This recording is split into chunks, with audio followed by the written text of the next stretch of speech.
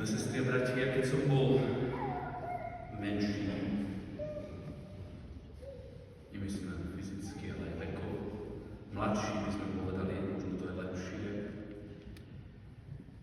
tak som si myslel, že byť veľkým človekom to znamená stretávať sa s veľkými ľuďmi.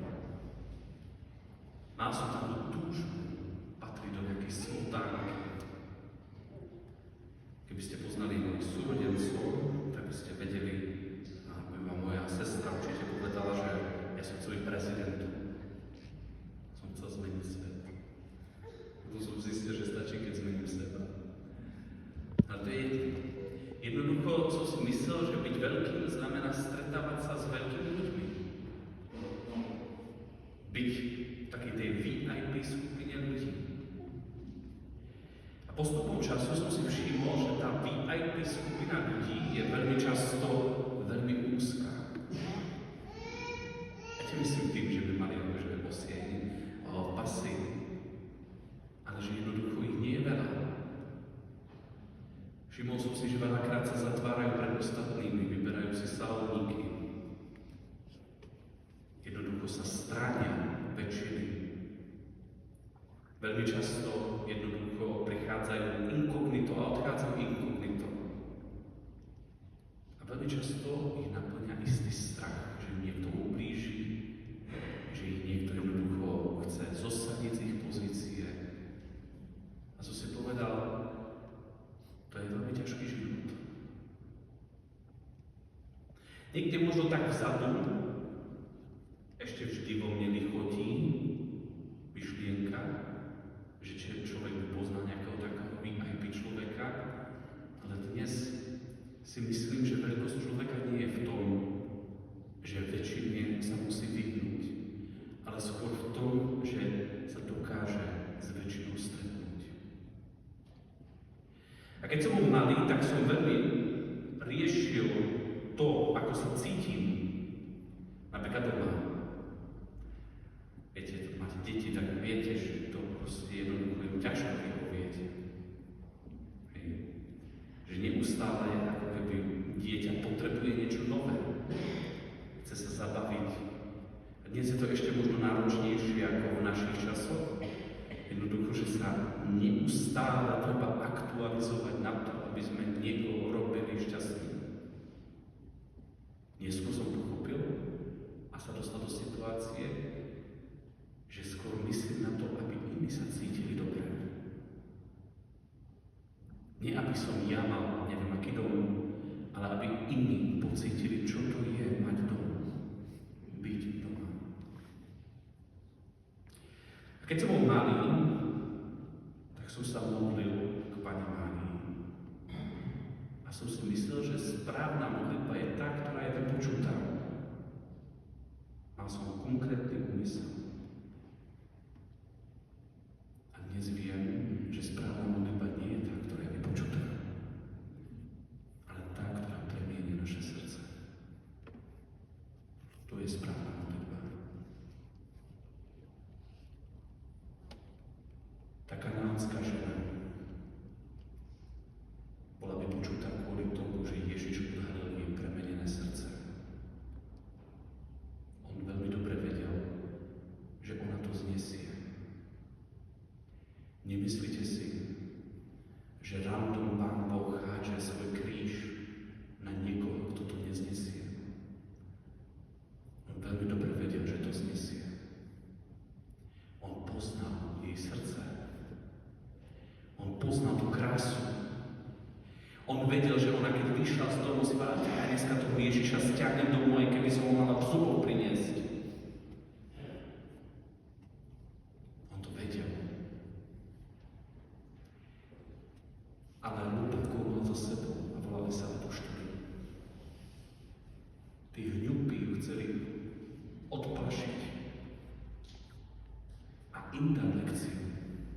Nie jej. Nie jej.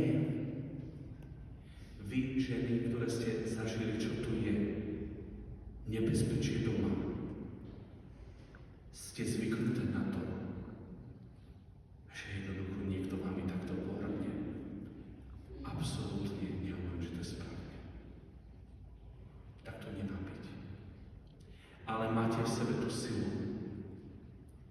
Lebo vy viac ako my, muži, vidíte ten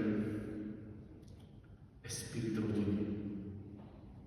Nie, že by sme to my nevedeli, aj my to vieme. Ale niekedy sme zapätnení tak ako tí apoštoli. Že jednoducho niknič. Lebo chudák chlap si potrebuje oddychnúť, nie? A Ježiš vedel, že ona to znesie. Poznal jej srdce. Poznal jej dušu. Ale potreboval dať lekciu svojmu mužstvu. Že modlitba nie je len o tom, že Pán Boh skáče tak, ako my sa modlíme ružence. A keď budeme chcieť polko, tak on bude tancovať polko, balči, tango. A že modlitba premieňa naše srdce. Ježiš dal tej žene to, čo chcela. Ale nám dáva ešte väčšiu lekciu. Že nie je modlitba o tom, že vždy dosiahnem to, čo chcem. Ale že ma Pán Boh posunie tam, kam potrebujem. Že ma naučí to, čo potrebujem tam rukami. Najväčšiu lekciu dostávajú apoštoli. Pretože Ježiš vyzdvihuje tú Kanánčanku neskutočným spôsobom. Veľká je tvoja viera. Čo povie apoštol? Keby ste mali aspoň takú maličkú vieru, chlapi, a jej povie, veľká je tvoja viera. Nebojte sa, muži sú ješitní, oni si pamätali tento príbeh, keď im hovoril o horčici. Vidíte? Chlapom to musí cez jedlo hovoriť. Horčica. To sa nič nemení proste, no sú to stereotypy, prepáčte asi, hej. No, tak nebuďte nám nahnevaní, aké je stereotypné, ale ja sa v tom nachádzam. Ja som možno taký stereotypný, aj keď nemyslím si. Ale jej hovorí, že veľká je tvoja viera. Nehovorí, že tvoja viera je veľká ako torta, sladká, alebo ako dobre prosecco, šumivá. Veľká je tvoja viera. Tým chlapcom hovorí, keby ste mali aspoň takú vieru, ako horčičné zrniečko, ktoré sa vám dostane medzi zuby. Ale sestri a bratia, Pán Boh nás neskúša na naše sily, aj keď to tak vyzerá. A ak zažívaš potupu, a ak zažívaš výsmech, ak zažívaš to, že možno ani tí, ktorí by ťa mali pochopiť, vermi, že možno to nie je kvôli tomu, že Pán Boh potrebuje tebe niečo ukázať, ale možno tým, ktorí sú okolo teba. A jedno, čo ti dnes chce povedať, vydrž. Veľká je tvoja viera. Veľká je tvoja viera, ak cez to všetko ideš ďalej. Veľká je tvoja viera. A už nech sa stane, ako chceš. Ale pamätaj na jednu vec. Že o malú chvíľu budeš hovoriť, nie moja, ale tvoja voľa sa stane. Nebije sa nám to trošku? Čo vlastne chceš? Hovoríme, aby sa stalo tak, ako ty chceš. Myslíme to vážne? Amen.